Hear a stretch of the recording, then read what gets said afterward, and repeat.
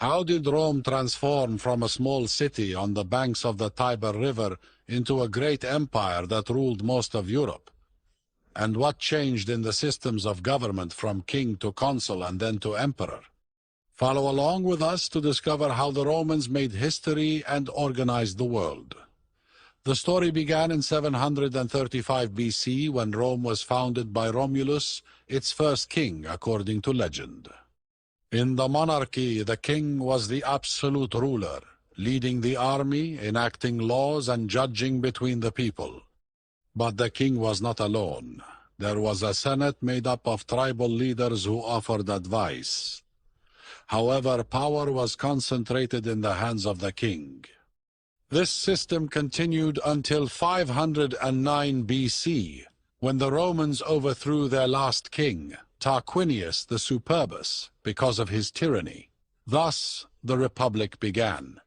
In the Republic, there was no longer a king, but power was in the hands of the people, the free male citizens, and especially in the hands of the aristocrats.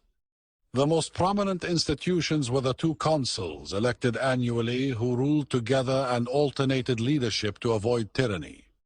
The Senate became the ecumenical body, directing foreign policy and deciding on finances and war. Popular assemblies voted on laws and elected judges. Among the judges were the predicate for the judiciary and the quaestor for finance. In times of emergency, a dictator was appointed for a period not exceeding 6 months with absolute powers, after which he would step down.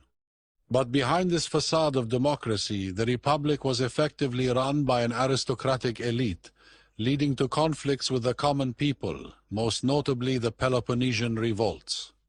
In the 1st century BC, the Republic descended into civil wars, the most famous being the conflict between Julius Caesar and the Senate. After Caesar's assassination, his political heir Octavian emerged, becoming the first emperor under the name Augustus in 27 BC. Here, everything changed internally. Although he retained the names of some republican institutions, Augustus ruled as an absolute emperor. He became the supreme commander of the army, emperor, and head of the religious court, Pontificus Maximus, and he appointed judges, governors, and generals. The Senate remained, but its role became largely symbolic. The provinces were placed under the direct control of the emperor, who appointed military and civilian governors. Rome was no longer a free republic, but an iron empire. In 395, the empire split into 2 parts, Western and Eastern.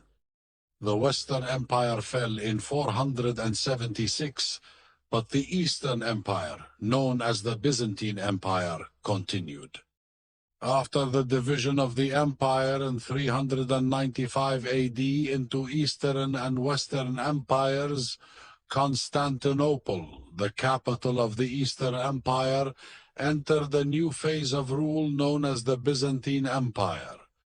Although the Byzantines considered themselves Romans, the state became radically different. The official language changed drastically, becoming Greek instead of Latin. The government was heavily influenced by Christian thought and the Orthodox Church.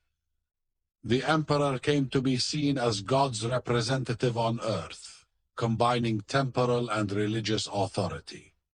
In the political system, the emperor became the head of state, the supreme commander of the army, and the supreme legislator. Representative institutions like those of the Republic or even the Western Empire did not exist.